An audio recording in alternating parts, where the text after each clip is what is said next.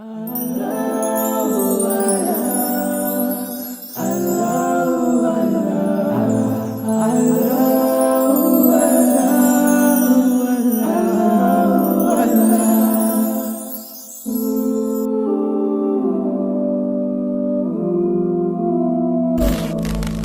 کے بندو حدیث موجود ہے، اعلنوا ھذا النکاح وجعلوہ فی المساجد، ترمذی شریف کی روایت، نکاح کا اعلان عام کیا کرو اور مسجدوں میں منعقد کیا کرو۔ کیا ہو گیا علماء کو؟ کہاں چھپا رہے اس حدیث کو؟ یہ میں مانتا ہوں، علماء کا قول ہے، میں اس کو رد نہیں کر سکتا کہ یہاں فعل امر جو ہے یہ وجوب کے لیے نہیں ہے، فرض کرنے کے لیے نہیں ہے، استحباب کے لیے ہے۔ تو بھائی مستحب چیز جو حضور نے قرار دی ہے اس کو کیوں چھوڑ رہے ہو؟ دنیا کے ہر معاملے میں ہے جستجو کے خوب سے ہے خوب تر کہاں، اور اس معاملے میں آپ مستحب مان رہے ہیں، حضور کا قول موجود ہے پھر قبول نہیں کر رہے۔ اور پوری حدیث میں ایک ٹکڑا اور بھی ہے، وَاضْرِبُوا عَلَيْهِمْ مِنَ الدُّفُوفِ، اور نکاح کے موقع پر دف بجایا کرو۔ تو کیوں؟ اعلان عام کے لیے، کوئی اور ذریعہ تو تھا نہیں، لاؤڈ سپیکر تو تھا نہیں، کوئی دعوتی کارڈ تو آپ چھاپ نہیں سکتے تھے، چھاپنے کا سوال ہی نہیں، اخبار نہیں کہ اس میں اطلاع شائع کرا دیں۔ اعلان عام کیسے ہوگا؟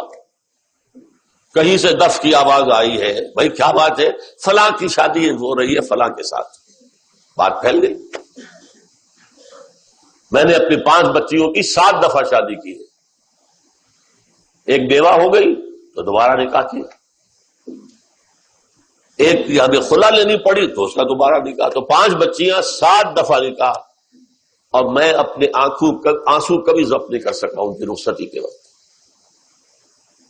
اور میں صرف یہ کرتا تھا، کوئی کارڈ بھی نہیں، اخبار میں چھوٹا سا اشتہار کہ میری بچی کا نکاح ہے فلاں وقت فلاں جگہ، جو تشریف لا سکتے ہیں سر آنکھوں پر دعائے خیر میں شریک ہو جائیں، نہ آ سکتے ہو اپنی جگہ دعائے خیر دیں، بس ختم۔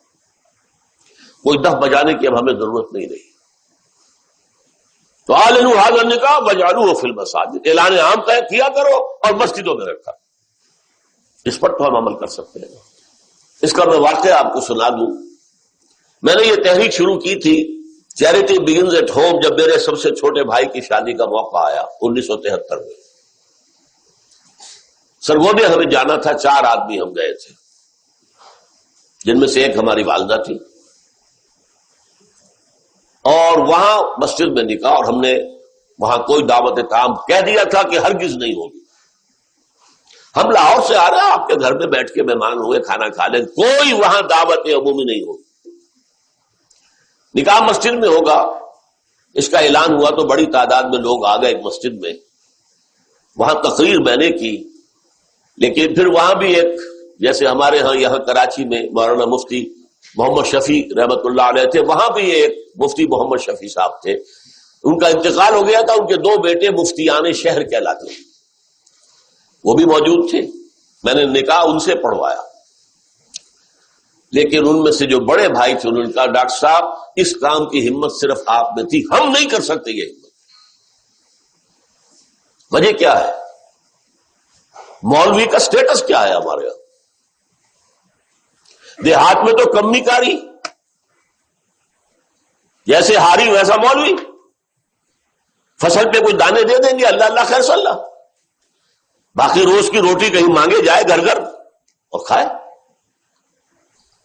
شہروں کے اندر بھی مسجدوں میں علماء ہوتے ہیں باوقار باعزت، لیکن مساجد کی مجلس منتظمہ بھی تو ہوتی ہے نا۔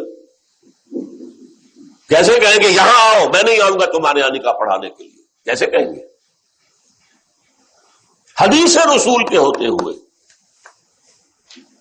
بہرحال اس پر لوگوں کو شرم بھی آئی، احساس کیا انہوں نے کہ واقعتاً بات صحیح ہے۔ پھر میں نے غیرت کو چیلنج کیا، دیکھو عیسائیوں میں اب تک یہ رسم موجود ہے، انہوں نے اپنے چرچ اور پادری کی یہ عزت برقرار رکھی ہے کہ شہزادی کی شادی ہو یا شہزادے کی ہو چرچ میں ہوگی، کوئی پادری ان کا بغل میں کتاب دبا کر بیٹھا ہوا انتظار نہیں کرے گا کہ عصر کا وقت تھا نکاح کا، بیٹھے مولوی صاحب ابھی بارات نہیں آئی بیٹھے بیٹھے سوکھ رہے ہیں. وہ پہلے 30 40 50 روپے مل جاتے تھے، اب 300 400 500 مل جائیں گے، اور کیا ہوگا. اور وہاں کیا ہوتا ہے؟ شہزادہ یا شہزادی چرچ میں آؤ، پادری کے سامنے کھڑے ہو کر ایجاب و قبول کر. بہرحال چرچ کی یہ حیثیت آج تک ہے، ہمارے یہاں نہیں، ختم. مولوی کا نہ مقام اور نہ اس کی حیثیت. تیسری بات میں نے عرض کی کہ دیکھیے نکاح سے ایک نئے خاندان کا وجود آپ کے معاشرے میں ہوگا، اللہ اولاد دے گا، ایک خاندان وجود میں آئے گا. اس خاندان کے لیے دعا کی جاتی ہے، اے اللہ اس نکاح میں دین و دنیا کی سعادتیں اور برکات عطا فرما. وہ دعا کا ماحول ہوتا ہے.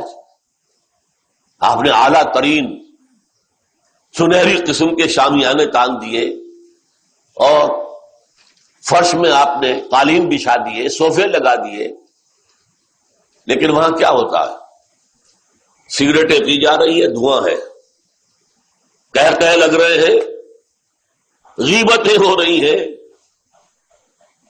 پھر یہ کہ کوئی بھانڈ آ گئے تو فحش گوئی ہو رہی ہے، اور ایک کونے میں بیٹھا ہوا بیچارہ مولوی کچھ من من من من من من کر کے پڑھتا ہے جیسے کہ صرف دولہا کو سنا رہا ہے کچھ، اور پھر کہتے دعا مانگ لے. تو دعا کیا خاک مانگ لے؟ دعا کا ماحول ہوتا ہے، کوئی اللہ کے طرف توجہ ہو، کوئی رجوع ہو تو دعا مانگی جاتی ہے.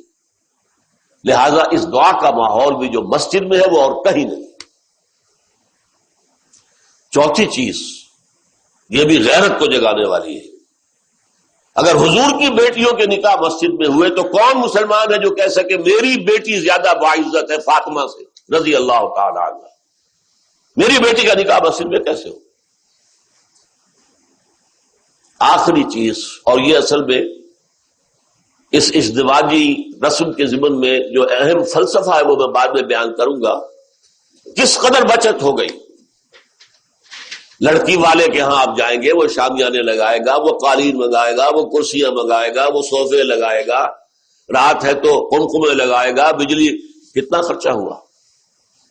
مسجد میں بھی بھائی قالین بھی بچھے ہوئے ہیں، مسجد کے اندر کشادگی ہے، مسجد میں اوپر پنکھے بھی لگے ہوئے ہیں، مسجد میں کرو نکاح، تمہارا کتنا پیسہ اس میں بچ گیا اس کا تصور کرو.